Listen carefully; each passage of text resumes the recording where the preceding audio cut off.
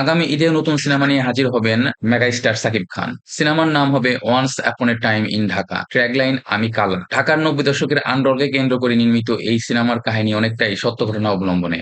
সিনেমার মাধ্যমে ছোট পর্দার জনপ্রিয় নির্মাতা আবু হায়াত মাহমুদ পা রাখবেন বড় পর্দায়। সিনেমায় সাকিবের বিপরীতে অভিনয় করার কথা শোনা যাচ্ছে টলিউডের মধুমিতা সরকারকে। আর এই খবরকে ঘিরেই কেন্দ্র হয়েছে বিতর্ক।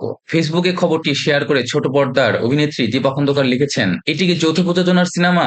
যদি শুধু বাংলাদেশের হয় তাহলে আমাদের দেশে কি লেডি ফিমেল নায়িকা রোল করার মতো কোনো শিল্পী নেই? কেন এমন কাস্টিং হচ্ছে?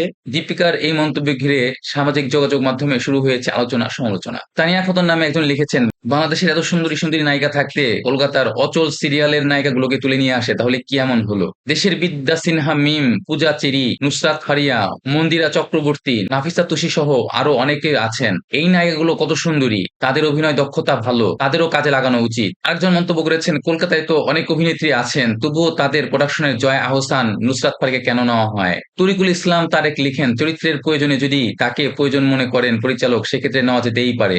বাংলাদেশি অভিনেত্রীরাও কো প্রোডাকশন ব্যতীত ওপারে অভিনয় করছে বলে জানি। এমডি সুজন মল্লিক মন্তব্য করেছেন, শিল্পীদের কোনো দেশ হয় না, তারা সবার। বাংলাদেশের তুলনায় কলকাতার ফিমেলরাই অনেক সময় এগিয়ে থাকে। রাজ্জাক সহ অনেকেই তো কলকাতায় কাজ করেছেন। পরিচালক ও সাকিব খান দুজনেই এর মধ্যে নিশ্চিত করেছেন তারা আসন্ন ঈদে নতুন সিনেমা নিয়ে দর্শকদের সামনে হাজির হবেন। বন্ধুরা, সিনেমার সকল খবর সবার আগে পেতে চ্যানেলটি সাবস্ক্রাইব করে রাখো।